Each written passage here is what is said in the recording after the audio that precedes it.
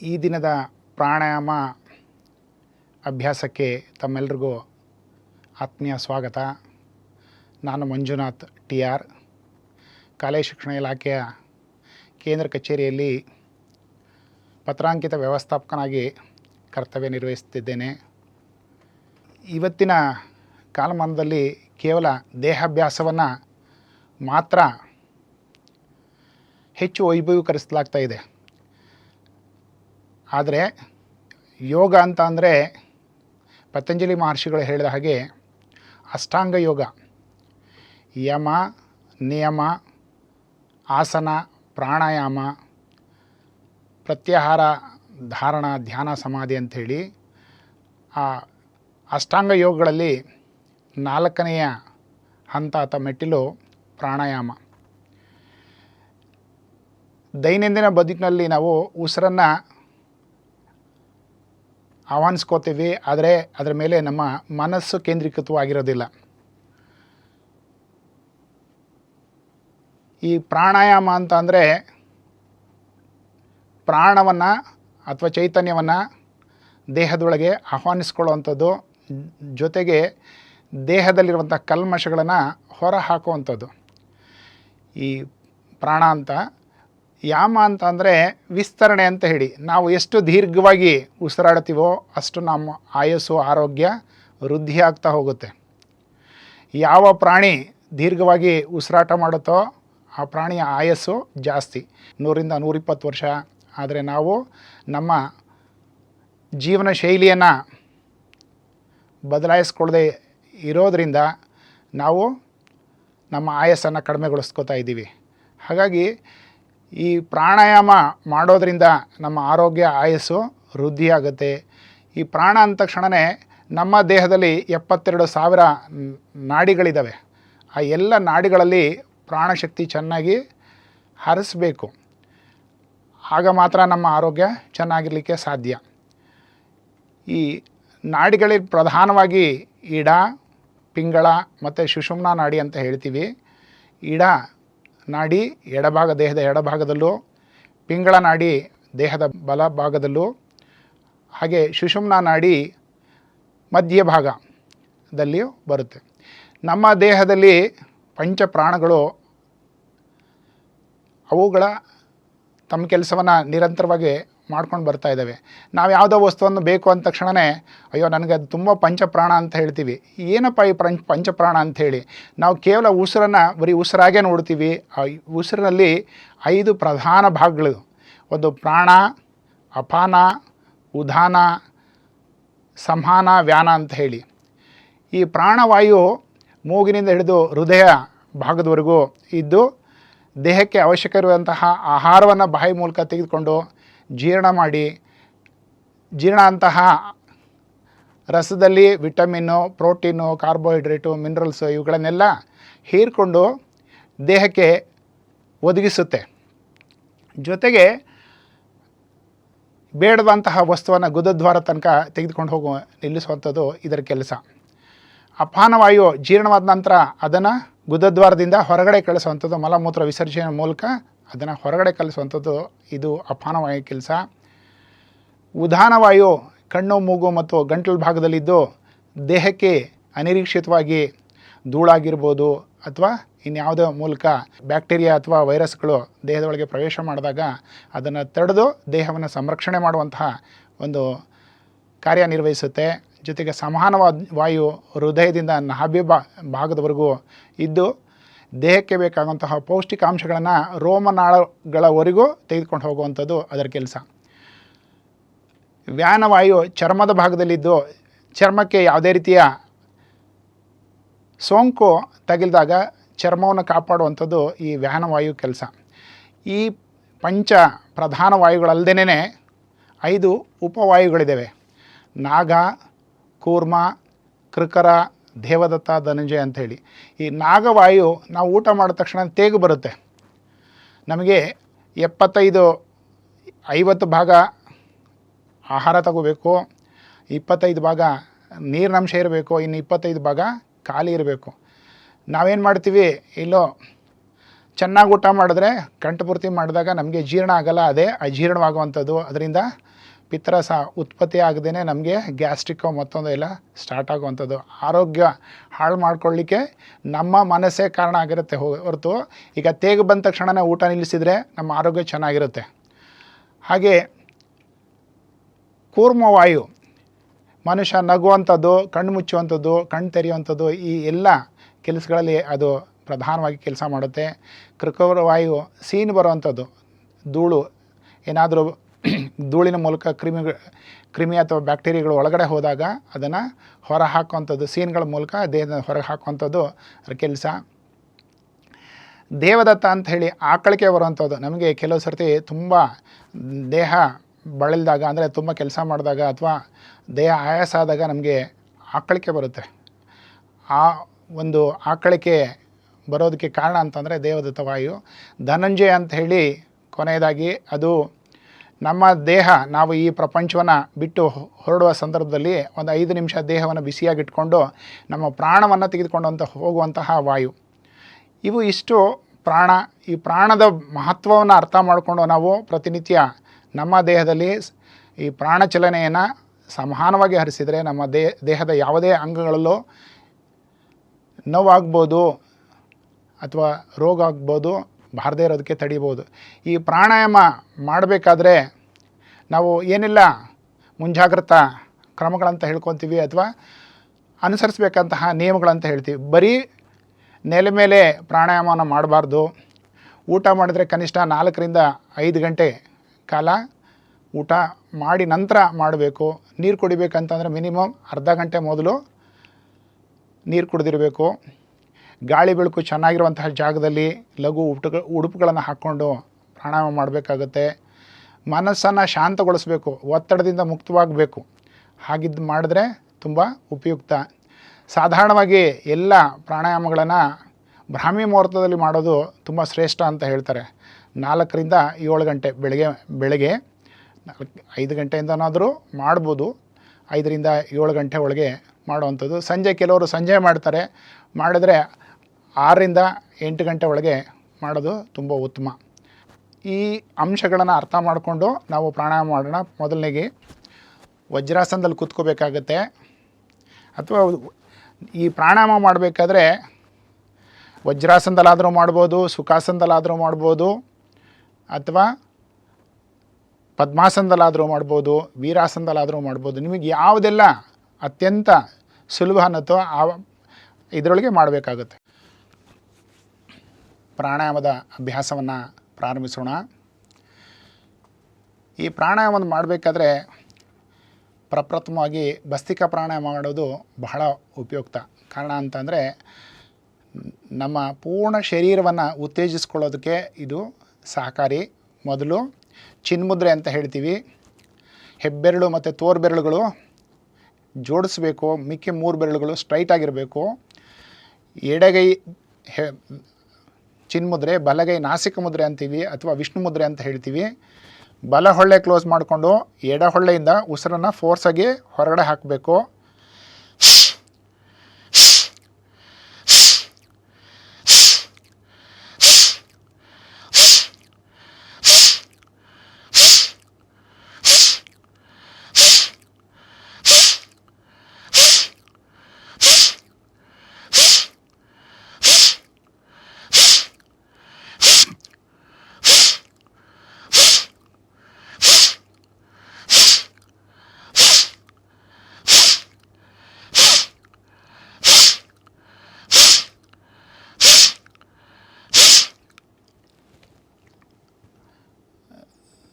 Relax.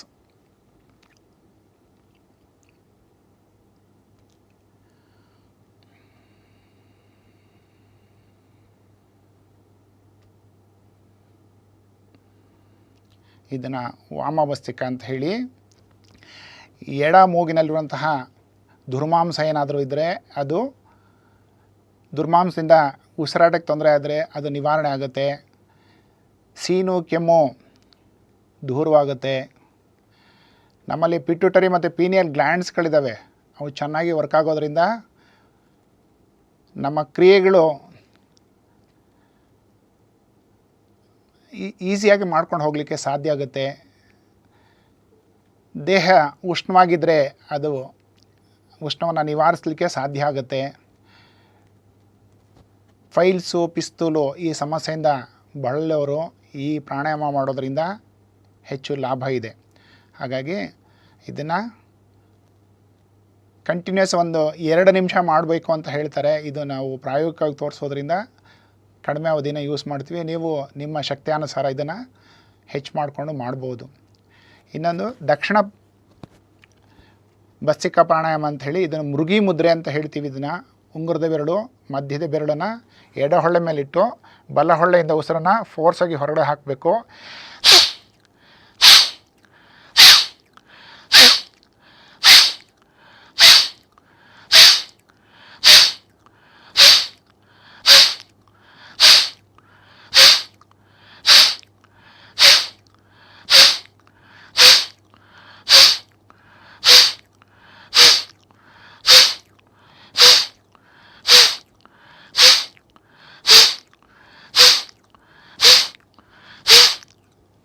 ನಿಧಾನವಾಗಿ ಕೈ ತೆಗೀರಿ. ಪ್ರತಿ ಪ್ರಾಣಾಯಾಮ ನಂತರ ಗಮನಿಸಬೇಕು ದೇಹದ ಮೇಲೆ ಯಾವ ರೀತಿ ಪ್ರಭಾವ ಆಗ್ತಾಯಿದೆ ಅನ್ನೋಂಥದ್ದನ್ನು ಸೂಕ್ಷ್ಮತೆಯನ್ನು ಗಮನಿಸಬೇಕು. ಈ ದಕ್ಷಿಣ ಭಸ್ತ್ರಿಕಾ ಪ್ರಾಣಾಯಾಮ ಮಾಡೋದ್ರಿಂದ ಉಸಿರಾಟ ಸಮಸ್ಯೆ ಇದ್ದರೆ ಸರಿಯಾಗುತ್ತೆ. ಕೆಮ್ಮು, ಒಣಕೆಮ್ಮು, ಗೂರ್ಲು ಅಂತ ಹೇಳ್ತೀವಿ, ಅದು ದೂರವಾಗುತ್ತೆ. ನೆಗಡಿ ಮತ್ತು ಶೀತ ಸಂಬಂಧಪಟ್ಟಂಥ ತೊಂದರೆಗಳು ದೂರವಾಗುತ್ತೆ. ಕ್ರಮವರ್ತು ಮಾಡಿದಾಗ ಆ ಎಲ್ಲ ಲಾಭಗಳನ್ನು ನಾವು ಪಡೀಲಿಕ್ಕೆ ಸಾಧ್ಯ ಆಗುತ್ತೆ.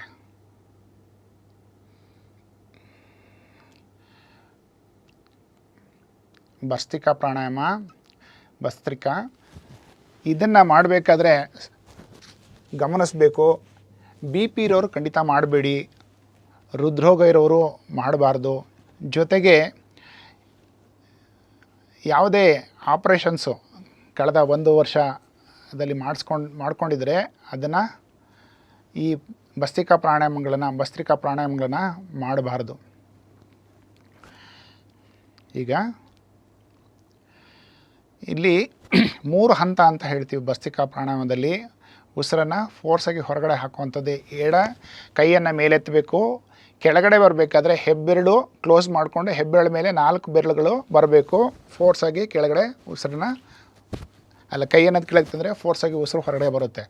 ಭಸ್ತ್ರಿಕಾ ಅಂತ ಅಂದರೆ ಗಮನಿಸ್ಬೋದು, ಹಿಂದೆ ಒಬ್ಬನು ಕೆಲಸ ಮಾಡೋರು ಮನೆಯಲ್ಲಿ ತಿದಿ ಅಂತ ಇರ್ತಿತ್ತು. ಆ ತಿದಿ ಹೇಗೆ ಎಳೆದ್ರೆ ಹೇಗೆ ಉಸಿರು ಫೋರ್ಸಾಗಿ ಬರುತ್ತೋ ಆ ರೀತಿ ನಮ್ಮ ದೇಹದಲ್ಲೂ ಉಸಿರನ್ನು ಫೋರ್ಸಾಗಿ ಹೊರಗಡೆ ಹಾಕುವಂಥದ್ದು. ಫಸ್ಟು ಗಮನಿಸಿ, ಈ ರೀತಿ ಮಾಡಬೇಕು.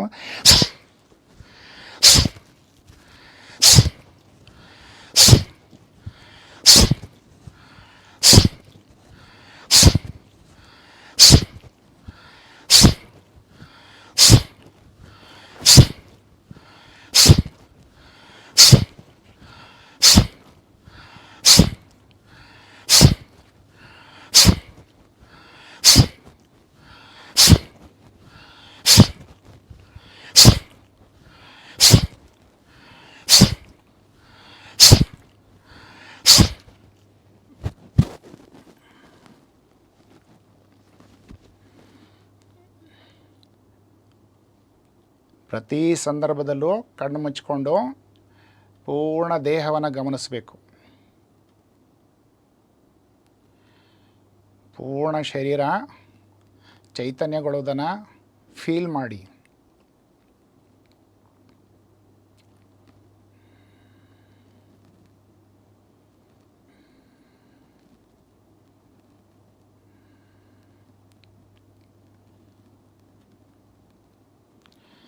ಇದನ್ನೇ ಮಧ್ಯಮ ವೇಗದಲ್ಲಿ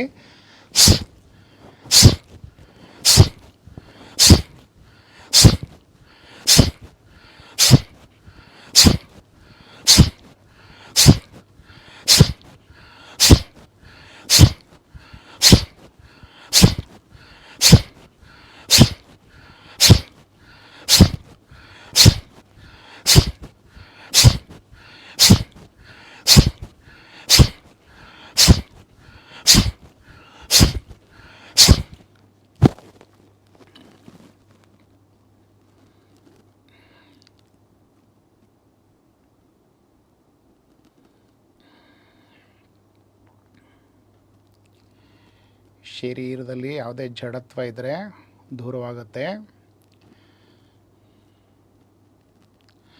ಶರೀರ ಯಾವಾಗಲೂ ತಾಮಸ ಗುಣವನ್ನು ಹೊಂದಿರುವಂಥದ್ದು, ಯಾವಾಗಲೂ ಆಲಸ್ಯವನ್ನು ಬಯಸುವಂಥದ್ದು. ಹಾಗಾಗಿ ಪ್ರಾಣಶಕ್ತಿ ದೇಹ ಪೂರ್ಣ ಸಂಚರಿಸಿದ ತಕ್ಷಣವೇ ಏನೋ ಉತ್ಸಾಹ ಉಲ್ಲಾಸ ಆಗೋದನ್ನು ಫೀಲ್ ಮಾಡ್ಬೋದು.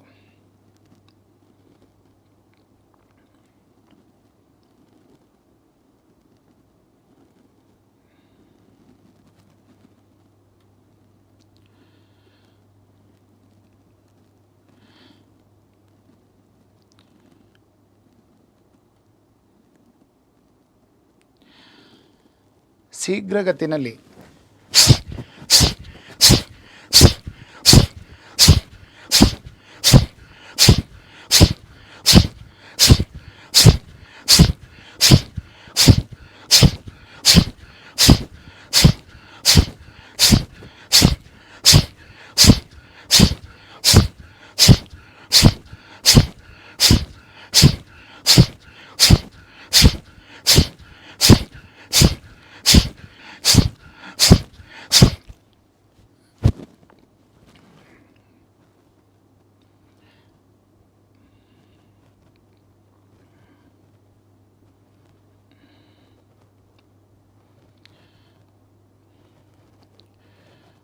ಪ್ರಾರಂಭ ಹಂತದಲ್ಲಿ ಒಂದು 10 ಟೈಮ್ಸೋ ಅಥವಾ 15 ಟೈಮ್ಸೋ 20 ಟೈಮ್ಸೋ ಮಾಡಿಕೊಂಡು ಅದು ಹಂತವಾಗಿ ಹೆಚ್ಚಿಸ್ತಾ ಹೋಗಬೇಕು.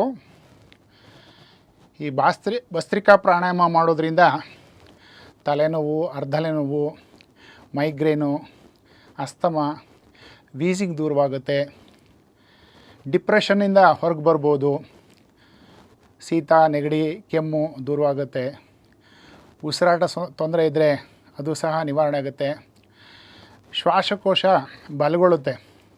ಇವತ್ತು ಕೊರೋನಾ ಸಂದರ್ಭದಲ್ಲಿ ಇಮ್ಯುನಿಟಿ ಪವರ್ ಕಡಿಮೆ ಆಗುವಂಥದ್ದು ಎಲ್ಲ ಕಡೆ ಕೇಳ್ತಾ ಇರೋಂಥ ವರ್ಡು. ನಮ್ಮ ಒಳಗಡೆ ಇಮ್ಯೂನ್ ಸಿಸ್ಟಮನ್ನು ಚೆನ್ನಾಗಿಟ್ಕೊಂಡ್ರೆ ರೋಗ ನಿರೋಧಕ ಶಕ್ತಿ ಜಾಸ್ತಿ ಆಗೋದ್ರ ಮೂಲಕ ನಮಗೆ ಆರೋಗ್ಯದಿಂದಿರಲಿಕ್ಕೆ ಸಾಧ್ಯ ಆಗುತ್ತೆ. ಅಜೀರ್ಣ ನಿವಾರಣೆ ಆಗುತ್ತೆ ಈ ಪ್ರಾಣಾಯಾಮ ಮಾಡೋದ್ರಿಂದ. Next relax. ಸುಖಾನ ಬನ್ನಿ.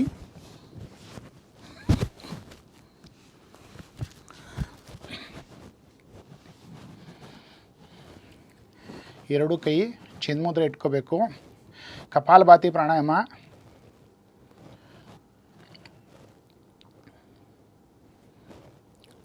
ಇದು 2 ರಿಂದ 5 ನಿಮಿಷ ತನಕ ಮಾಡಬೇಕು ಅಂತಾರೆ. ಪ್ರಾರಂಭದಲ್ಲಿ ಮಾಡುವಾಗ ನಿಮಗೆ ಎಷ್ಟು ಸಾಧ್ಯವಾಗುತ್ತೋ ಅಷ್ಟು ಸಾರಿ ಮಾಡ್ಬೋದು. ನಂತರ ಹಂತವಾಗಿ ಇದನ್ನು ಹೆಚ್ಚಿಸ್ಕೊತಾ ಹೋಗಬೇಕಾಗತ್ತೆ. ಉಸಿರನ್ನು ಜಸ್ಟ್ ಹೊರಗಡೆ ಹಾಕೋದು ಅಷ್ಟೇ. ಹೊಟ್ಟೆನ ಕುಗ್ಗಿಸಿದರೆ ಉಸಿರು ಹೊರಗೆ ಬರುತ್ತೆ.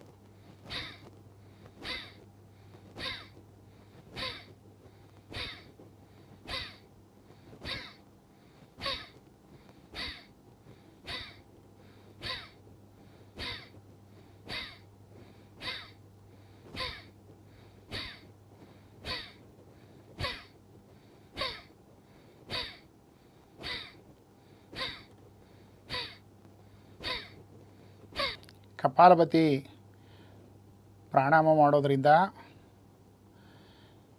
ಮುಖ ಕಾಂತಿಯುತವಾಗಿ ಕಾಣಿಸುತ್ತೆ ಹಾಗೂ ಆಕರ್ಷಣೀಯವಾಗಿ ಇರಲಿಕ್ಕೆ ಸಾಧ್ಯ ಆಗುತ್ತೆ. ಸ್ಥೂಲಕಾಯ ಇದ್ದವರು ಇದನ್ನು ಮಾಡೋದ್ರ ಮೂಲಕ ಹೊಟ್ಟೆ ಕರಗಿಸ್ಲಿಕ್ಕೆ ಸಾಧ್ಯ ಆಗುತ್ತೆ. ಅಸ್ತಮ ಗುಣವಾಗುತ್ತೆ. ಅಲರ್ಜಿ ಇದ್ದರೆ ದೂರವಾಗುತ್ತೆ. ಶ್ವಾಸಕೋಶಕ್ಕೆ ಹೆಚ್ಚು ಶಕ್ತಿ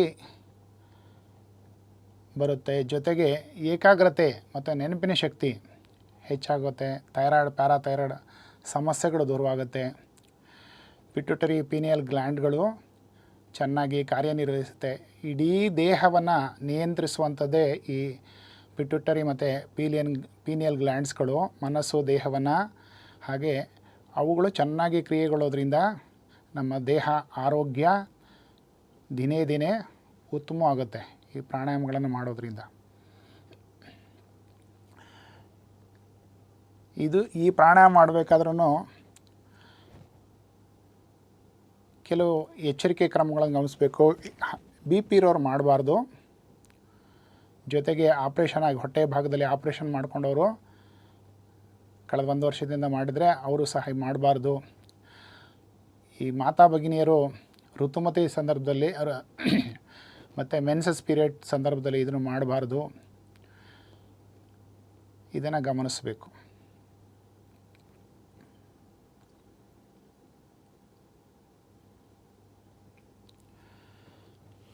ನೆಕ್ಸ್ಟು ವಜ್ರಾಸನಕ್ಕೆ ಬನ್ನಿ.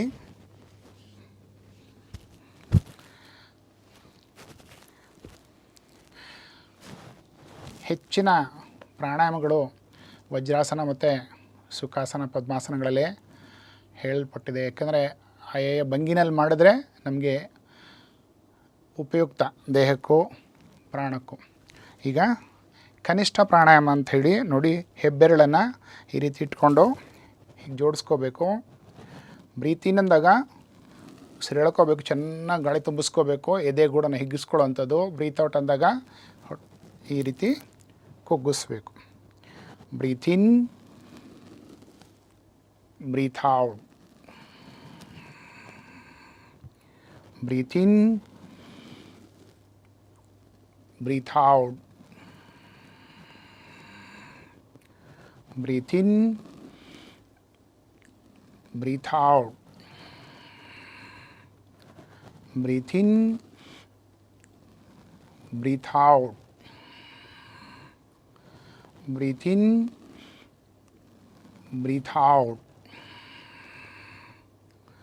Breathe in, breathe out, breathe in, breathe out, breathe in, breathe out, breathe in, breathe out. Relax. ಹೊಟ್ಟೆನಲ್ಲಿ ಬೊಜ್ಜು ತುಂಬಿಕೊಂಡ್ರೆ ಕಡಿಮೆ ಆಗುತ್ತೆ. ಹುಕ್ಕಳಕ್ಕೆ ಕೆಳಗಿರುವಂತಹ ಅಂಗಾಂಗಗಳೆಲ್ಲ ತೊಂದರೆ ನಿವಾರಣೆ ಆಗುತ್ತೆ. ಅಲರ್ಜಿ, ಗ್ಯಾಸ್ಟ್ರಿಕ್ಕು, ಮಲಬದ್ಧತೆ, ಸಕ್ಕರೆ ಕಾಯಿಲೆ, ಪಿತ್ತಕೋಶ ತೊಂದರೆ ಇದ್ದರೆ ನಿವಾರಣೆ ಆಗುತ್ತೆ. ಅಲ್ಸರ್ ದೂರವಾಗುತ್ತೆ. ಮಂಡಿ ನೋವು, ಈ ಸೊಂಟದ ಕೀಲಿನ ಭಾಗ ನೋವು, ಪಾದ, ಇವುಗಳೆಲ್ಲ ನೋವುಗಳ ನಿವಾರಣೆ ಆಗುತ್ತೆ. ಸಿಯಾಟಿಕ್ ನರಗಳು ಚೆನ್ನಾಗಿ ಕೆಲಸ ಮಾಡೋದ್ರಿಂದ ಕಾಲುಗಳಿಗೆ ಹೆಚ್ಚು ಆಮ್ಲಜನಕ ಸರಬರಾಜು ಆಗಲಿಕ್ಕೆ ಸಾಧ್ಯ ಆಗುತ್ತೆ. ಮೀನ್ಕಂಡುಗಳು ಸಹ ಸದೃಢವಾಗುತ್ತೆ. ಈ ಎಲ್ಲ ಪ್ರಯೋಜನವನ್ನು ಈ ಪ್ರಾಣಾಯಾಮ ಮಾಡೋದ್ರಿಂದ ಪಡೀಲಿಕ್ಕೆ ಸಾಧ್ಯ. ಇನ್ನೊಂದು ಮಧ್ಯಮ ಅಂತ ಹೇಳಿ ನೋಡಿ, ಕಂಕಳಿನ ಭಾಗದಲ್ಲಿ ಹೆಬ್ಬೆರಳಿಟ್ಟು breathe in, breathe out, breathe in, breathe out, breathe in, breathe out, breathe in, breathe out, breathe in, breathe out, breathe in, breathe out, breathe in, breathe out, breathe ಇನ್,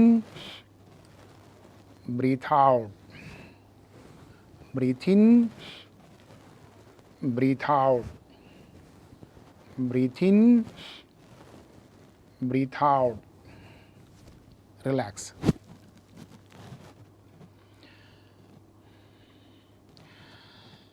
ಈ ಮಧ್ಯಮ ಪ್ರಾಣಾಯಾಮ ಮಾಡೋದ್ರಿಂದ ಶ್ವಾಸಕೋಶ ತೊಂದರೆ ನಿವಾರಣೆ ಆಗುತ್ತೆ, ಪುನಃ ಸ್ತಮ ದೂರವಾಗುತ್ತೆ, ಹೃದಯ ತೊಂದರೆ ಏನಾದರೂ ಇದ್ದರೂ ಸಹ ದೂರವಾಗುತ್ತೆ, ಅನ್ನನಾಳ ಸಣ್ಣದಿದ್ದರೆ ಅದು ನಾರ್ಮಲ್ಗೆ ಬರುತ್ತೆ, ಎದೆ ನೋವು ನಿವಾರಣೆ ಆಗುತ್ತೆ, ಎದೆಗೆ ಸಂಬಂಧಪಟ್ಟಂತಹ ಎಲ್ಲ ಅವಯವಗಳು ಚೆನ್ನಾಗಿ ಕ್ರಿಯಾಶೀಲಗೊಳ್ಳೋದ್ರಿಂದ ಆ ಭಾಗದಲ್ಲಿ ಹೆಚ್ಚು ಚೈತನ್ಯವನ್ನು ತುಂಬಿಕೊಳ್ಳೋಕ್ಕೆ ಸಾಧ್ಯ ಆಗುತ್ತೆ. ಈಗ ಜ್ಯೇಷ್ಠ ಪ್ರಾಣಾಯಾಮ. ಬೆನ್ನು ಕುತ್ತಿಗೆ ನೇರವಾಗಿರಬೇಕು, ಕೈಯನ್ನು ಹಿಂದೆ ಜೋಡಿಸ್ಬೇಕು, ಸ್ಟ್ರೈಟಾಗಿರಲಿ. Breathe in, breathe out, breathe in, breathe out, breathe in, breathe out, breathe in, breathe out, breathe in, breathe out, breathe in, breathe out, breathe in, breathe out,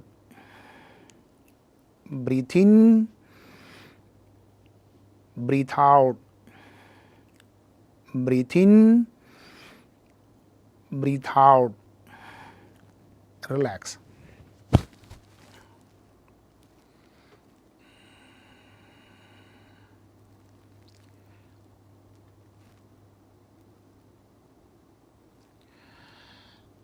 ತಲೆಗೆ ಸಂಬಂಧಪಟ್ಟಂಥ ಯಾವುದೇ ರೀತಿ ಸಮಸ್ಯೆ ಇದ್ದರೆ ಅದು ನಿವಾರಣೆ ಆಗುತ್ತೆ.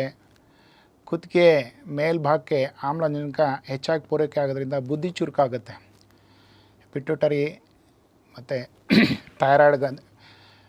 ಪಿಟ್ಯೂಟರಿ ಗ್ರಂಥಿ, ಥೈರಾಯ್ಡ್ ಗ್ರಂಥಿಗಳು ಉತ್ತಮವಾಗಿ ಕಾರ್ಯನಿರ್ವಹಿಸಲು ಸಹಕಾರಿಯಾಗುತ್ತೆ ಈ ಪ್ರಾಣಾಯಾಮ ಮಾಡೋದರಿಂದ.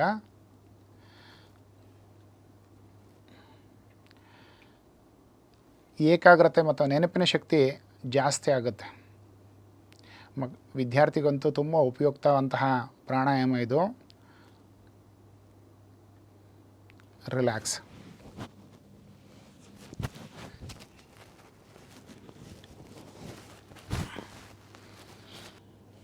ಈಗ ಮತ್ತೆ ವಜ್ರಾಸನಕ್ಕೆ ಬನ್ನಿ.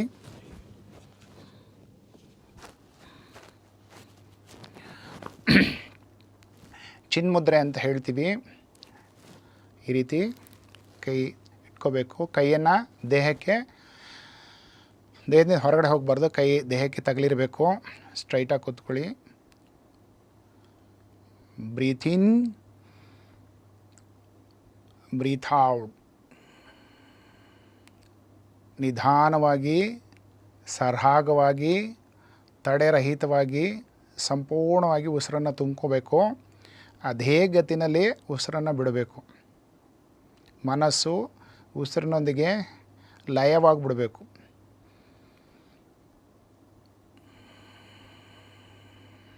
Breathe in, breathe out, breathe in, breathe out, breathe in, breathe out, breathe in, breathe out, breathe in, breathe out.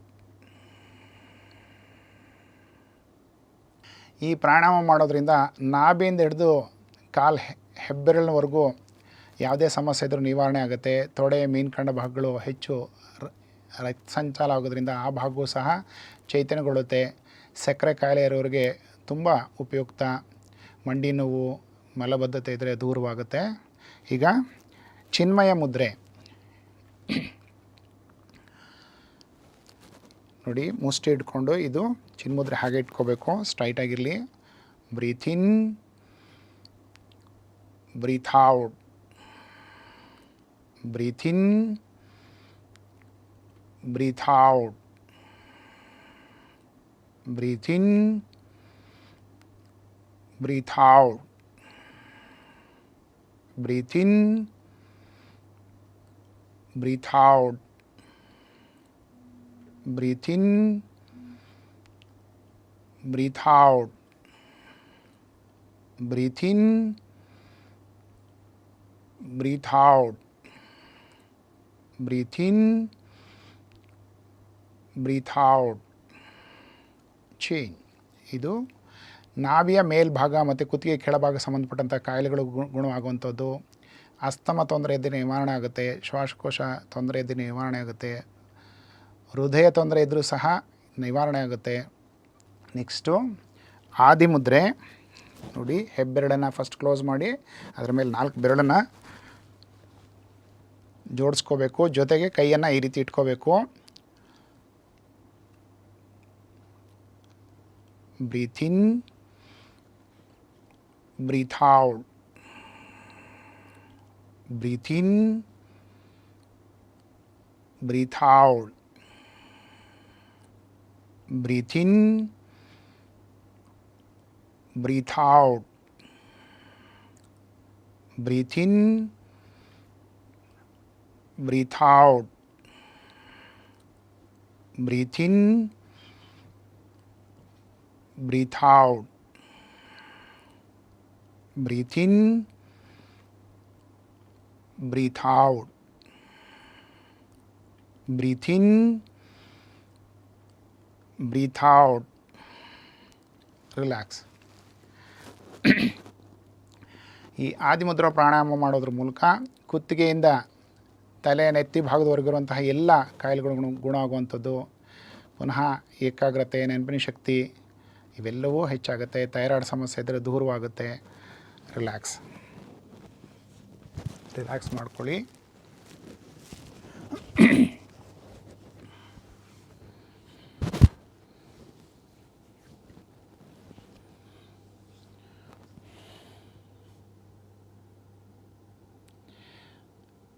ಪ್ರತಿ ಪ್ರಾಣಾಯಾಮ ನಂತರ ಗಮನಿಸಬೇಕು, ದೇಹದ ಮನಸ್ಸನ್ನು ಅಂತರ್ಮುಖಗೊಳಿಸ್ಕೊಂಡು ದೇಹದ ಒಂದೊಂದು ಭಾಗಗಳನ್ನು ಗಮನಿಸಬೇಕು.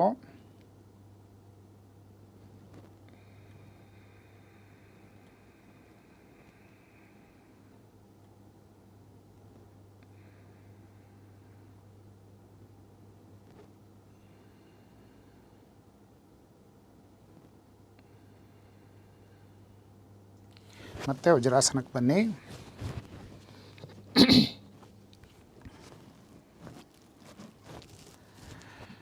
ಮೇರುದಂಡ ಮುದ್ರಾ ಪ್ರಾಣಾಯಾಮ ಅಂಥೇಳಿ, ಹೆಬ್ಬೆರಳು ಸ್ಟ್ರೈಟ್ ಆಗಿರಬೇಕು ನೋಡಿ, ಈ ರೀತಿ ಬೆನ್ನು ಕುತ್ತಿಗೆ ನೇರವಾಗಿರಲಿ. Breathe in, breathe out, breathe in, breathe out, breathe in, breathe out, breathe in, breathe out, breathe in, breathe out, breathe in, breathe out. Change. ಈಗ ಕೆಳಮುಖನಾಗಿ ಹೀಗಿಡಬೇಕು. Breathe in, breathe out, breathe in, breathe out, breathe in, breathe out, breathe in, breathe out, breathe in, breathe out, breathe in, breathe out. Change. ಹೊರಮುಖ. Breathe in, breathe out, breathe in, breathe out, breathe in, breathe out, breathe in, breathe out, breathe in, breathe out, change.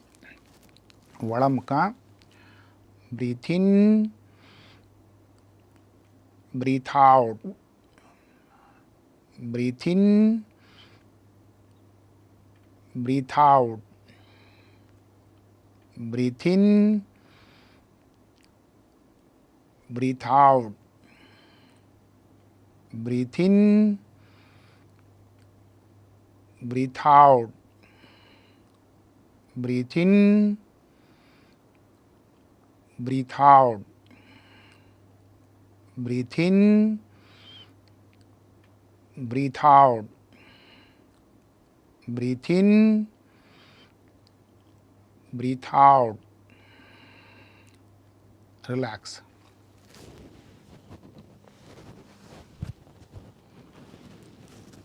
ಮೇರುದಂಡ ಮೊದಲನೇ ಪ್ರಾಣಾಯಾಮ ಮಾಡಬೇಕಾದ್ರೆ ಕತ್ತಿನ ನೋವು, surgical ಪಾಂಡ್ಲೈಸಿಸ್ ಏನಿದ್ರೆ ಆ ನೋವೆಲ್ಲ ದೂರವಾಗುತ್ತೆ. ಕುತ್ತಿಗೆ ಹಿಂಭಾಗದ ನೋವು ನಿವಾರಣೆ ಆಗುತ್ತೆ. ಮೆದುಳಿಗೆ ಹೊಂದಿಕೊಂಡಂಥ ನರಕೋಶಗಳೇನಿದೆಯೋ ಚುರುಕಾಗುತ್ತೆ. ಬೆನ್ನು ನೋವು ದೂರವಾಗುತ್ತೆ. ಎರಡನೇದು ಮಾಡಬೇಕಾದ್ರೆ ಹೀಗೆ ಕೆಳಗಡೆ ಇಟ್ಟು ಮಾಡಬೇಕಾದ್ರೆ ಸೊಂಟ ನೋವು ನಿವಾರಣೆ ಆಗುತ್ತೆ. ಬೆನ್ನಿನ ಕೆಳಭಾಗ ನೋವು ಕಡಿಮೆ ಆಗುತ್ತೆ. ಸಿಯಾಟಿಕ್ ನೋವು ದೂರವಾಗುತ್ತೆ. ಹಾಗೆ ಮೂರನೇ ಎಕ್ಸಸೈಸ್ ಮಾಡಬೇಕಾದ್ರೆ ಹೊರಮುಖ ಮಾಡಿದಾಗ ಬೆನ್ನಿನ ಎರಡೂ ಬದಿ ಏನಿದೆಯೋ ಆ ಭಾಗಕ್ಕೆ ಚೈತನ್ಯ ಚೆನ್ನಾಗಿ ಹರಿಯೋದ್ರಿಂದ ಆ ಭಾಗ ನೋವು ನಿವಾರಣೆ ಆಗುತ್ತೆ. ಜೊತೆಗೆ ಬೆನ್ನಿನ ಮಧ್ಯಭಾಗ, ನಾಲ್ಕನೇ ಒಳಭಾಗ ಬಂದಾಗ ಬೆನ್ನಿನ ಮಧ್ಯಭಾಗದ ನರಕೋಶಗಳು, ಅಲ್ಲಿ ಇಡ, ಪಿಂಗಳ ಮತ್ತು ಸುಷುಮ್ನ ನಾಡಿಗಳಿದ್ದಾವೆ. ಆ ಭಾಗಕ್ಕೆ ಹೆಚ್ಚು ಚೈತನ್ಯ ಹರಿಯೋದ್ರಿಂದ ಆ ಭಾಗದ ಎಲ್ಲ ಸಮಸ್ಯೆಗಳನ್ನು ನಿವಾರಿಸ್ಕೊಳ್ಳಿಕ್ಕೆ ಸಾಧ್ಯ ಆಗುತ್ತೆ. ಈಗ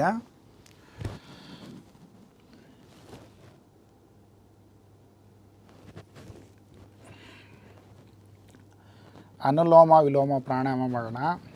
ಫಸ್ಟು ಎಡಗೈ ಚಿನ್ಮುದ್ರೆ, ಬಲಗೈ ನಾಸಿಕ ಮುದ್ರೆ ಅಂತ ಹೇಳಿ ಅಥವಾ ವಿಷ್ಣು ಮುದ್ರೆ ಅಂತಲೂ ಸಹ ಕರಿತೀವಿ. ಫಸ್ಟು ಬಲ ಹೊಳ್ಳೆಯನ್ನು ಕ್ಲೋಸ್ ಮಾಡಿಕೊಂಡು ಎಡ ಹೊಳ್ಳೆಯಿಂದ ಉಸಿರು ತೆಗೆದುಬೇಕು, ಎಡ ಹೊಳ್ಳೆನಲ್ಲಿ ಬಿಡಬೇಕು. ಫಸ್ಟು ಚಂದ್ರಲೋಮ, breathe in, breathe out.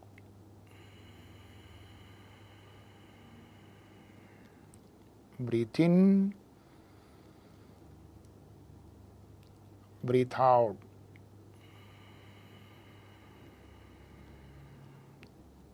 Breathe in, breathe out.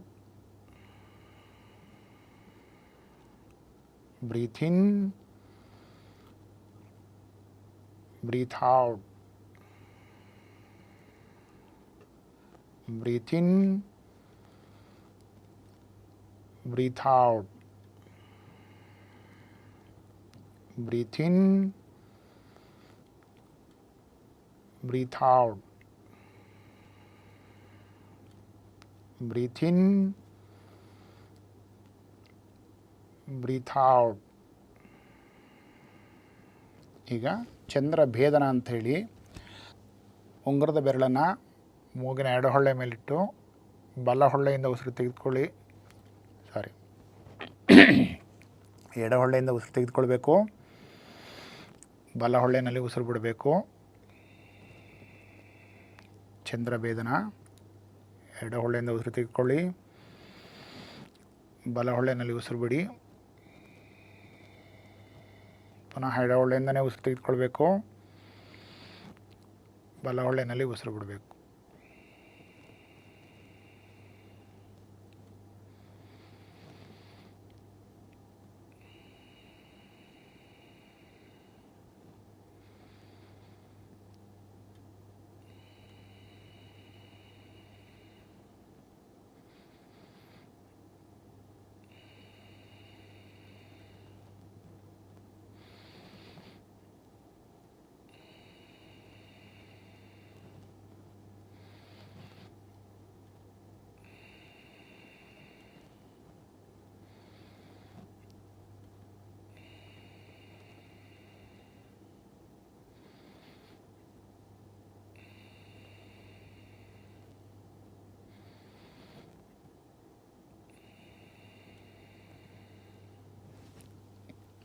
ಈ ಪ್ರಾಣಾಯಾಮ ಮಾಡೋದರಿಂದ ಹೃದಯ, ಶ್ವಾಸಕೋಶ ಮತ್ತು ಹೊಟ್ಟೆಗೆ ಸಂಬಂಧಿಸಿಪಟ್ಟಂತಹ ಏನೇ ಸಮಸ್ಯೆಗಳಿದ್ರೂ ಸಹ ನಿವಾರಣೆ ಆಗುತ್ತೆ. ನಾಸಿಕ ಮುದ್ರೆ, ಎಡ ಹೊಳ್ಳೆಯಿಂದ ಫಸ್ಟ್ ಕ್ಲೋಸ್ ಮಾಡಬೇಕು, ಬಲ ಹೊಳ್ಳೆಯಿಂದ ಉಸಿರು ತೆಗೆದುಕೊಂಡು ಬಲ ಹೊಳ್ಳೆನಲ್ಲೇ ಬಿಡಬೇಕು. ಸೂರ್ಯಲೋಮ,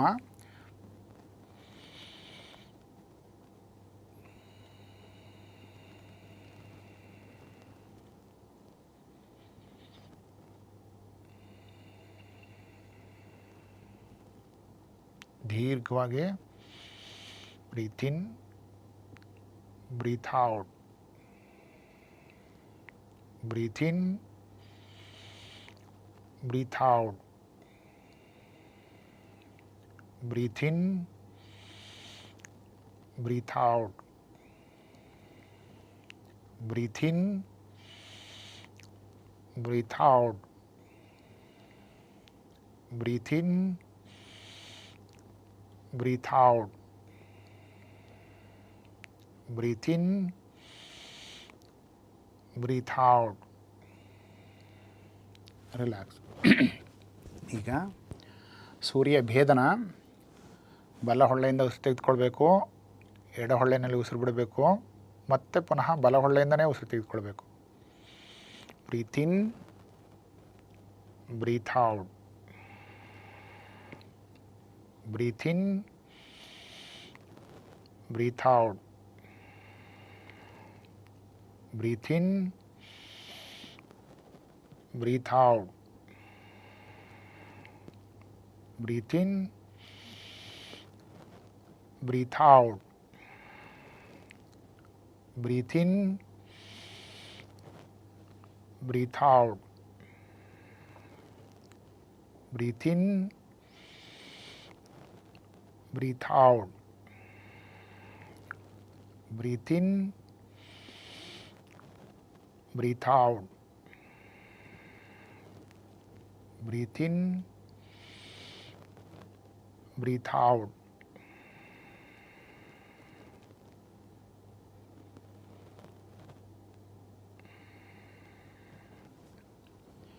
ಕಫ, ಕೆಮ್ಮು, ನೆಗಡಿ, ಶೀತ ಮುಂತಾದ ಕಾಯಿಲೆಗಳಿದ್ದರೆ ದೂರವಾಗುತ್ತೆ. ಕಡಿಮೆ ಒತ್ತಡಕ್ಕೆ ಉತ್ತಮ ಪರಿಹಾರ. ಲೋ ಬಿ ಪಿ ಇದ್ದರೆ ಈ ಪ್ರಾಣಾಯಾಮ ಮಾಡೋದರಿಂದ ನಾರ್ಮಲ್ಗೆ ದೇಹದ ಉಷ್ಣವನ್ನು ತರಬಹುದು, ರಕ್ತದೊತ್ತಡನೂ ಕಡಿಮೆ ಮಾಡ್ಕೋಬೋದು.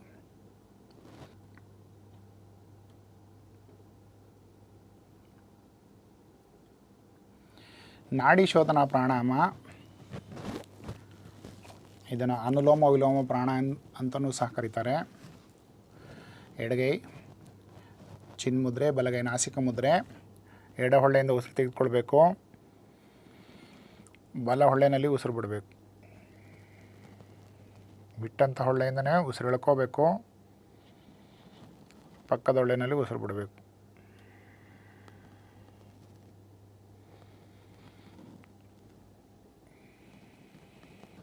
ಸರಾಗವಾಗಿ, ತಡೆರಹಿತವಾಗಿ, ಸಂಪೂರ್ಣವಾಗಿ ಉಸಿರು ಎಳ್ಕೋಬೇಕು.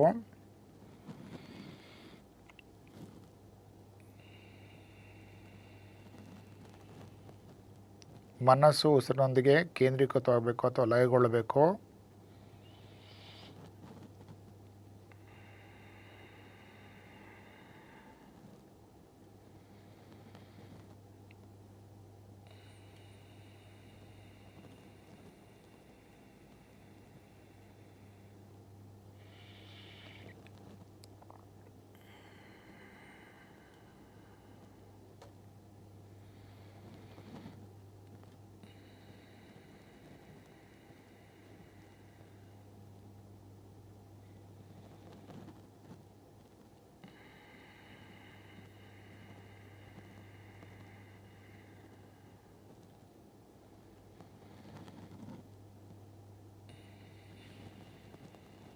ದೀರ್ಘವಾಗಿ ಮನಸ್ಸನ್ನು ತದೇಕಚಿತ್ತಗೊಳಿಸ್ಕೊಂಡು ಉಸಿರಿನೊಂದಿಗೆ ಬೆರೆತೋಗ್ಬಿಡಬೇಕು.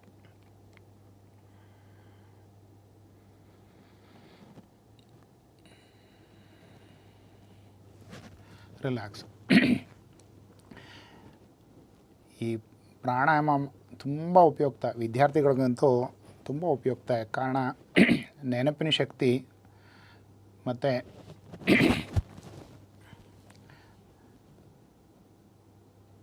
ಮನಸ್ಸನ್ನು ಯಾವುದೋ ಒಂದು ವಿಷಯದ ಮೇಲೆ ಆಯ್ಕೆಗೊಳಿಸುವಂಥದ್ದು, ಕೇಂದ್ರೀಕೃತಗೊಳಿಸೋದಕ್ಕೆ ಸಾಧ್ಯ ಆಗುತ್ತೆ.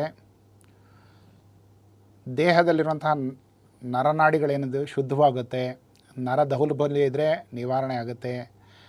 ತಲೆನೋವು, ಅರ್ಧ ತಲೆನೋವು ಇದ್ದರೆ ಗುಣವಾಗುತ್ತೆ. ಮೆದುಳು ಚುರುಕಾಗುವಂಥದ್ದು. ಇದನ್ನು ಪ್ರತಿಯೊಬ್ಬರೂ ಮಾಡ್ಬೋದು, ಯಾರು ಬೇಕಾದರೂ ಮಾಡ್ಬೋದು. ಇದಕ್ಕೆ ಯಾವುದೇ ಏಜ್ ರಿಸ್ಟ್ರಿಕ್ಷನ್ಸ್ ಇಲ್ಲ. ಜೊತೆಗೆ ಯಾವುದೇ ಮಾರಣಾಂತಿಕ ಕಾಯಿಲೆಗಳಿದ್ದರೂ ಸಹ ಇದನ್ನು ಅರ್ಧ ಗಂಟೆ ಮಾಡಿದರೆ ನಮ್ಮ ಒಳಗಡೆ ಇರುವಂತಹ ಎಲ್ಲ ಕಲ್ಮಶಗಳನ್ನು ಹೊರಗಡೆ ಹಾಕಲಿಕ್ಕೆ ಸಾಧ್ಯ ಆಗುತ್ತೆ. ದೇಹ ಸದಾ ಶುಚಿತ್ವದಿಂದ ಇಟ್ಕೊಳ್ಳೋದಕ್ಕೆ ಈ ಪ್ರಾಣಾಯಾಮ ಅತ್ಯಂತ ಪರಿಣಾಮಕಾರಿ. ಉಜ್ಜಯಿ ಪ್ರಾಣಾಯಾಮ ಅಂಥೇಳಿ, ಇದು ಬಂಧತ್ರಯಗಳನ್ನು ಮಾಡಿಕೊಂಡು ಮಾಡುವಂತಹ ಪ್ರಾಣಾಯಾಮ. ಇಲ್ಲಿ ಮೂಲಬಂಧ, ಉಡ್ಡಯನ ಬಂಧ, ಜಾಲಂಧರ ಬಂಧ ಅಂಥೇಳಿ. ಮೂಲಬಂಧ ಅಂದರೆ ಗುದದ್ವಾರವನ್ನು ಹೋಲ್ಡ್ ಮಾಡೋಂಥದ್ದು. ಉಡ್ಡಯನ ಬಂಧ ಅಂತಂದರೆ ಗಾಳಿಯನ್ನು ತುಂಬಿಸ್ಕೊಂಡ ನಂತರ ಈ ಚಿನ್ನನ್ನು ಕೆಳಗಡೆ ತೆಗೆದುಕೊಂಡು ದೇಹಕ್ಕೆ ತಗುಲಿಸುವಂಥದ್ದು. ಜಾಲಂಧರ ಬಂಧ ಅಂತಂದರೆ ಹೊಟ್ಟೆಯನ್ನು ಕುಗ್ಗಿಸಿದರೆ ತುಂಬಿದಿರಂತಹ ಶಕ್ತಿ ದೇಹದ ಎಲ್ಲ ಭಾಗಗಳಿಗೂ ಹರಿಸುವಂಥದ್ದು. ಎಷ್ಟು ಸಾಧ್ಯವಾಗುತ್ತೋ ಅಷ್ಟು ಉಸಿರನ್ನು ಹಿಡ್ಕೊಂಡು ನಂತರ ಉಸಿರು ನೀನೇನು ಬಿಡಲಿಕ್ಕೆ ಅಲ್ಲ ಒಳಗಡೆ ಹಿಡ್ಕೊಳ್ಳಿಕ್ಕೆ ಸಾಧ್ಯ ಇಲ್ಲ ಅನ್ನೋ ಹಂತದಲ್ಲಿ ಎಡೆಹೊಳ್ಳೆಯಿಂದನೇ ಉಸಿರನ್ನು ಹೊರಗಡೆ ಹಾಕಬೇಕು. ಗಮನಿಸಿ.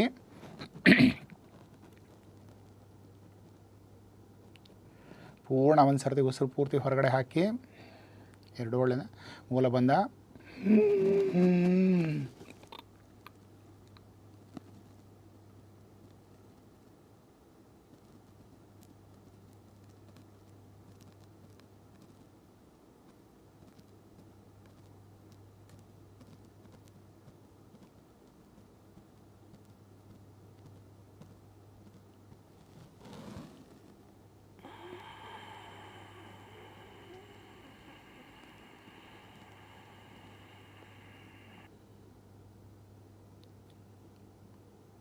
ಮತ್ತೊಮ್ಮೆ ಮೂಲಬಂಧ.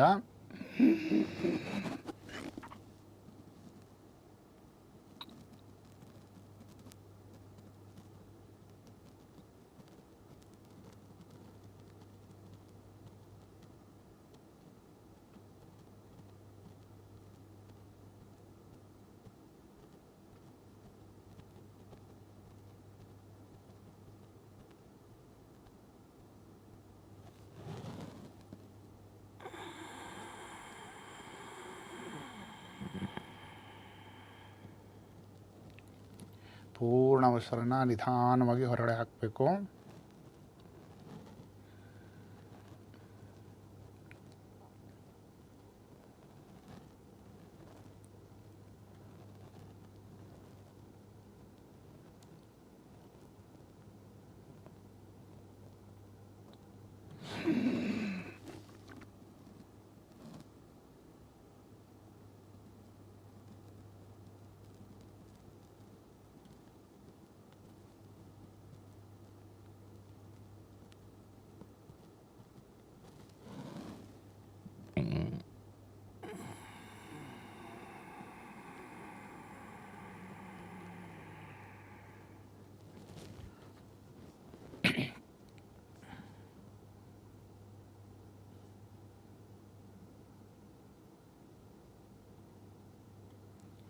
ಮೂಲಬಂಧ.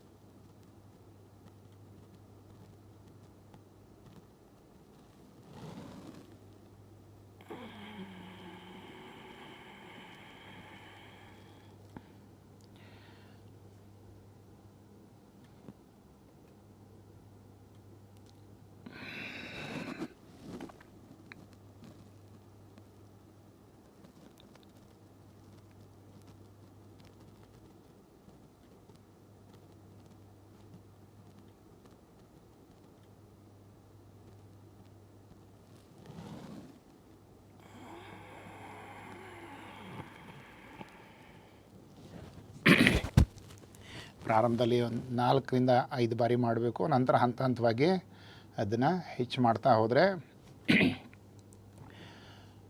ಈ ಅಜೀರ್ಣ ಸಮಸ್ಯೆ ಏನಿದೆಯೋ ಅದು ದೂರವಾಗುತ್ತೆ. ಮಲಬದ್ಧತೆ, ಮೂಳೆಗೆ ಸಂಬಂಧಪಟ್ಟ ರೋಗ ಇರ್ಬೋದು, ಮಧುಮೇಹಿಗಳಿಗೆ, ಮೂರ್ಛೆ ರೋಗ ಇರೋರಿಗೂ ಇದು ತುಂಬ ಉಪಯುಕ್ತ. ಶ್ವಾಸಕೋಶ ತೊಂದರೆ ಇದ್ದರೆ, ಪಿತ್ತರಸ ಸರಿಯಾಗಿ ಸ್ರವಿಸ್ತಾ ಇದ್ದರೆ ಈ ಪ್ರಾಣಾಯಾಮ ಮಾಡೋದ್ರಿಂದ ಉಪಯುಕ್ತ. ಕೆಮ್ಮು, ಅಸ್ತಮ, ಗೊರಲು, ಕಂಠಕ್ಕೆ ಸಂಬಂಧಪಟ್ಟಂಥ ಏನೇ ಸಮಸ್ಯೆಗಳಿದ್ರೂ ಸಹ ನಿವಾರಣೆ ಆಗುತ್ತೆ. ನರಮಂಡಲ ಶಾಂತಗೊಳ್ಳುತ್ತೆ. ತುಂಬ ಉಪಯುಕ್ತವಂತಹ ಪ್ರಾಣಾಯಾಮ ಇದು.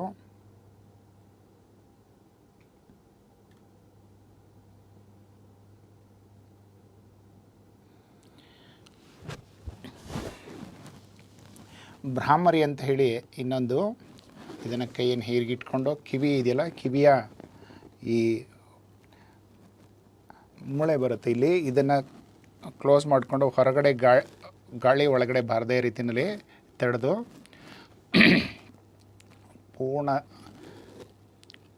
ಸಂಪೂರ್ಣ ಉಸಿರು ಎಳ್ಕೊಂಡು ಓಂಕಾರ ಶಬ್ದ ಅಥವಾ ದುಂಬಿ ಜೇಂಕರಿಸ್ದ ಹಾಗೆ ಅಂತ ಹೇಳಿ ಉಸಿರನ್ನು ಹೊರಗಡೆ ಬಿಡಬೇಕು.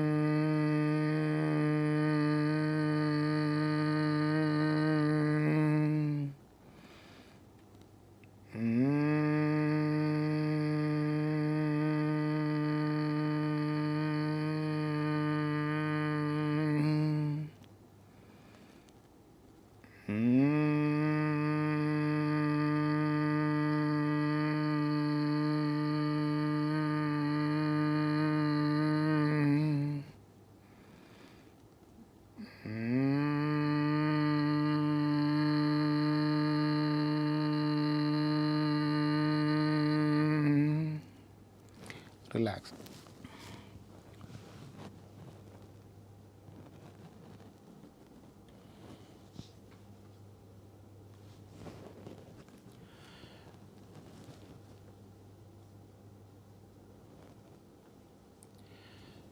ಈ ಪ್ರಾಣಾಯಾಮ ಮಾಡೋದರಿಂದ ಮನಸ್ಸು ಶಾಂತವಾಗುತ್ತೆ, ಜ್ಞಾಪಕಶಕ್ತಿ ಹೆಚ್ಚು, ಅದು ಅಲ್ಲದೆ ನಿದ್ರಾಹೀನತೆ ಇದ್ದರೆ ದೂರವಾಗುವಂಥದ್ದು. ಉನ್ಮಾದ ರೋಗ ಅಂತ ಹೇಳಿದವರಿಗೆ, ಉನ್ಮಾದ ರೋಗ ಅಂತ ಅಂದರೆ ಹುಚ್ಚು ಅಂತ ಹೇಳ್ತೀವಿ, ಆ ರೋಗ ಇರೋರಿಗೆ ಈ ಪ್ರಾಣಾಯಾಮವನ್ನು ತಜ್ಞರು ಸಲಹೆ ಮಾಡ್ತಾರೆ. ನಮ್ಮಲ್ಲಿ ಆಜ್ಞಾಚಕ್ರ ಅಂತ ಇದೆ, ಇಲ್ಲಿ ಇಡ, ಪಿಂಗಳ ಮತ್ತು ಸುಷುಮ್ನ ನಾಡಿಗಳು ಸಂಧಿಸುವಂತಹ ಜಾಗ. ಆ ಆಜ್ಞಾಚಕ್ರ ಚೆನ್ನಾಗಿ ಕ್ರಿಯಾಶೀಲಗೊಳ್ಳುತ್ತೆ, ಮನಸ್ಸು ತುಂಬ ಶಾಂತವಾಗುತ್ತೆ. ಇದನ್ನು ಫೀಲ್ ಮಾಡಬೇಕು. ದೇಹದಲ್ಲಿ ಎಲ್ಲೋ ಒಂದು ಕಡೆ, ದೇಹದ ಎಲ್ಲ ಭಾಗಗಳಲ್ಲೂ ಆ ಚೈತನ್ಯ ಹರಿಯೋದ್ರ ಮೂಲಕ ದೇಹದ ಎಲ್ಲ ಅಂಗಾಂಗಗಳು ಸಕ್ರಿಯವಾಗಿ ಕೆಲಸ ಮಾಡಲಿಕ್ಕೆ ಪ್ರೇರಣೆ, ಉತ್ತೇಜನ ದೊರೆಯೋದ್ರ ಮೂಲಕ ಎಲ್ಲ ನರನಾಡಿಗಳು ಶಾಂತತೆಯ ಸ್ಥಿತಿಗೆ ಬರುವಂಥದ್ದನ್ನು ಗಮನಿಸಬೇಕು.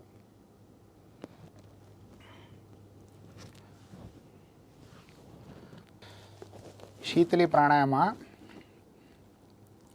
ನಾಲಿಗೆಯನ್ನು ಮೇಲ್ಭಾಗ ತೆಗೆದುಕೊಂಡೋಗಿ ಸುರುಳಿ ಆಕಾರ ಮಾಡಬೇಕು.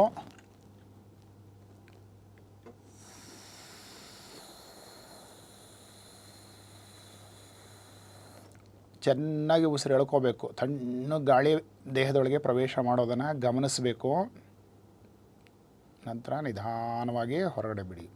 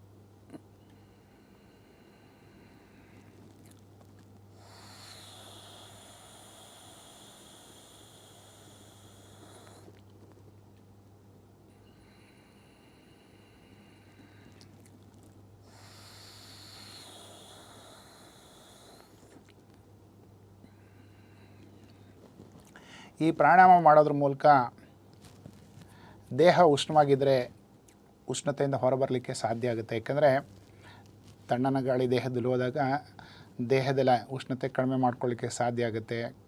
ಜ್ವರ ಇದ್ದರೆ ಕಡಿಮೆ, ತಲೆನೋವು ಇದ್ದರೆ ಕಡಿಮೆ ಮಾಡ್ಕೋಬೋದು, ಕಾಮಾಲೆ ರೋಗ ಇದ್ದರೂ ಸಹ ನಿವಾರಣೆ ಆಗುತ್ತೆ ಅಂತ ಹೇಳ್ತಾರೆ. ವಾಕರಿಕೆ ಬರುವಂಥದ್ದು, ಪಚನ ಕ್ರಿಯೆ ಸರಿ ನಡೆದೇ ಇರುವಂಥದ್ದು ಅಂಥ ಸಂದರ್ಭಗಳಲ್ಲಿ ಈ ಪ್ರಾಣಾಯಾಮ ಮಾಡಿದ್ರೆ, ಮತ್ತು ನಮಗೆ ಕೆಲಸ ಮಾಡಬೇಕಾದ್ರೆ ನೀರಡಿಕೆ ಆಗುತ್ತೆ, ಅಂದರೆ ಬಾಯಾರಿಕೆ ಆಗುತ್ತೆ. ಆ ಸಂದರ್ಭದಲ್ಲಿ ಈ ರೀತಿ ಮಾಡಿದರೆ ನೀರಿನ ಅವಶ್ಯಕತೆ ಇಲ್ಲ. ಅಂಥ ಸಂದರ್ಭದಲ್ಲೂ ಸಹ ನಾವು ಕೆಲಸ ಕಡೆ ಹೋದಾಗ ನೀರು ಸಿಗಲ್ಲ, ಬಹಳ ಬಾಯಾರಿಕೆ ಆಗುತ್ತೆ. ಅಂಥ ಸಂದರ್ಭದಲ್ಲಿ ಪ್ರಾಣಾಯಾಮ ಮಾಡೋದ್ರಿಂದ ಸ್ವಲ್ಪ ಹೊತ್ತಿಗೆ ಅಂದರೆ ನಾವು ನೀರಡಿಕೆಯಿಂದ ಹೊರಬರ್ಬೋದು. ಶಿತ್ಕಾರಿ ಅಂತ ಹೇಳಿ ಇನ್ನೊಂದು ಪ್ರಾಣಾಯಾಮ. ನಾಲಿಗೆನ ಹೊರಗಡೆ ಹಾಕಿ ಮೇಲ್ ಅಂಗಳಕ್ಕೆ ಟಚ್ ಮಾಡಬೇಕು. ಹೀಗೆ ನಾಲಿಗೆ ತುದಿ ಅಂದರೆ ಪಕ್ಕದ ಸೈಡಲ್ಲಿ ಉಸಿರನ್ನು ತೆಗೆದುಕೊಳ್ಬೇಕು.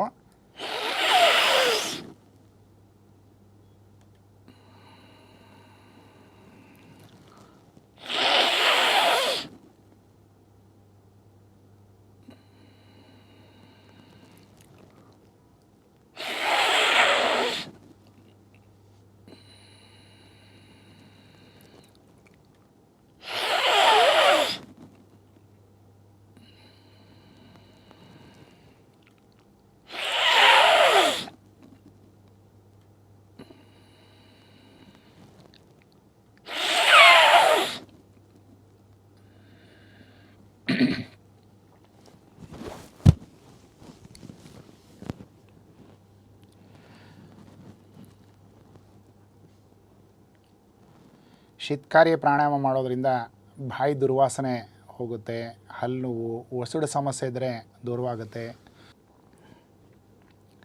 ಸದಂತ ಹಲ್ಲು ಕಚ್ಚಿದ್ರೆ ನಾಲಿಗೆ ಹಿಂದೆ ಹೋಗುತ್ತೆ. ಹಲ್ಲು ಸಂದಿನಲ್ಲೇ ಉಸಿರನ್ನು ಚೆನ್ನಾಗಿ ಎಳ್ಕೋಬೇಕು.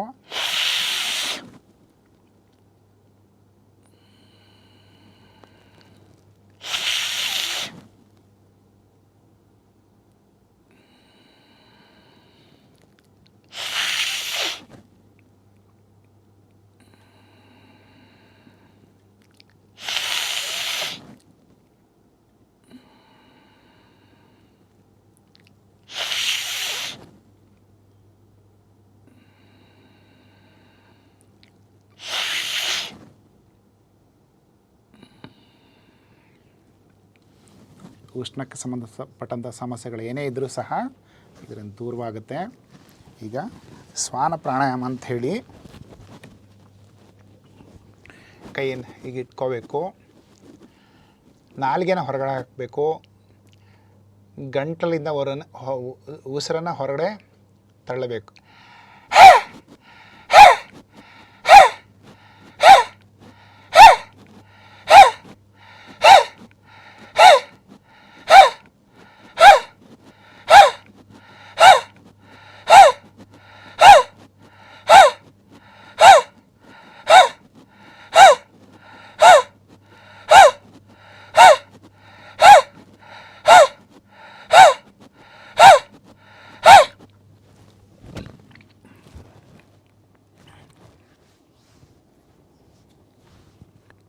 ಇದನ್ನೇ ಸ್ವಲ್ಪ ಫಾಸ್ಟಾಗಿ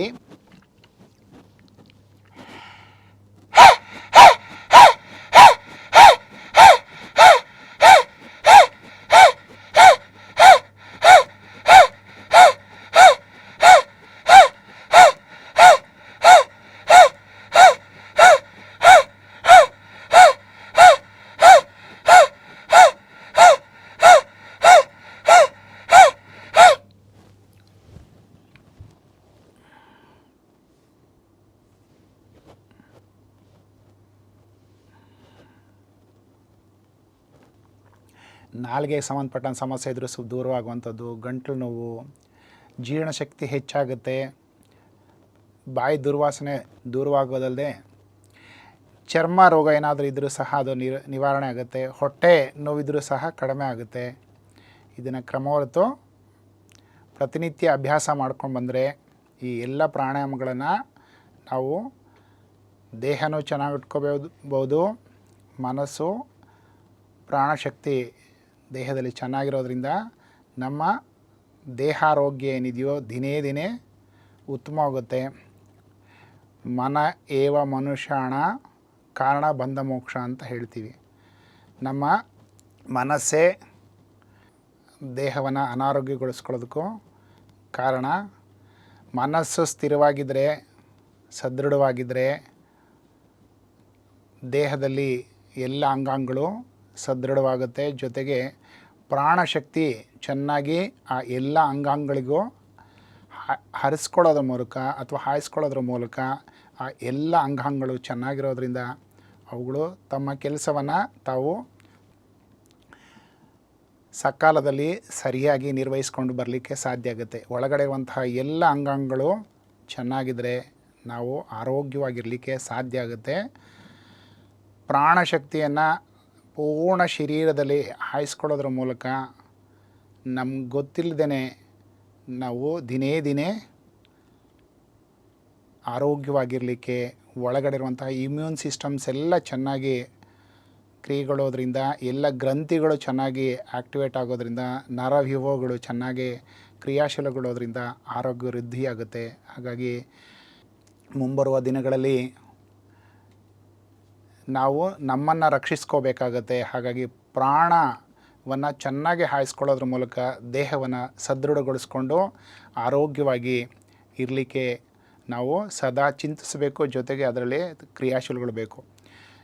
ಯುವಕರು ಹೆಚ್ಚಾಗಿ ಪ್ರಾಣಾಯಾಮ ದೇಹಾಭ್ಯಾಸಗಳನ್ನು ಮಾಡೋದ್ರ ಮೂಲಕ ಸದೃಢರಾಗೋದಲ್ಲದೆ ಸದೃಢ ರಾಷ್ಟ್ರವನ್ನು ನಿರ್ಮಾಣ ಮಾಡಲಿಕ್ಕೆ ಸಾಧ್ಯ ಆಗುತ್ತೆ. ಇವುಗಳನ್ನೆಲ್ಲವನ್ನು ನಾವು ಪ್ರತಿನಿತ್ಯದ ಒಂದು ಭಾಗವಾಗಿ, ಜೀವನದ ಒಂದು ಭಾಗವಾಗಿ ಸ್ವೀಕರಿಸ್ಕೊಂಡು ಪ್ರತಿದಿನ ನಾವು ಇವುಗಳನ್ನು ಮಾಡಿಕೊಂಡು ನಾವು ಆರೋಗ್ಯವಾಗಿರೋದಲ್ಲದೆ ನಮ್ಮ ಕುಟುಂಬ, ನಮ್ಮ ಗ್ರಾಮ, ಸಮಾಜ ಎಲ್ಲವನ್ನು ಸದೃಢಗೊಳಿಸ್ಕೊಳ್ಳಿಕ್ಕೆ ಸಾಧ್ಯ ಆಗುತ್ತೆ. ಹಾಗಾಗಿ ಇವುಗಳನ್ನು ನಾವು ಪ್ರತಿನಿತ್ಯ ಅಭ್ಯಾಸ ಮಾಡ್ಕೊಂಡು ಬರೋಣ ಅಂಥೇಳಿ ಈ ಒಂದು ಅವಕಾಶ ಕೊಟ್ಟಂತಹ ನನಗೆ ಎಲ್ರಿಗೂ ನಾನು ವಂದಿಸುತ್ತಾ ಇವತ್ತಿನ ಪ್ರಾಣಾಯಾಮ ತರಗತಿಯನ್ನು ಮುಗಿಸ್ತಾ ಇದ್ದೀನಿ.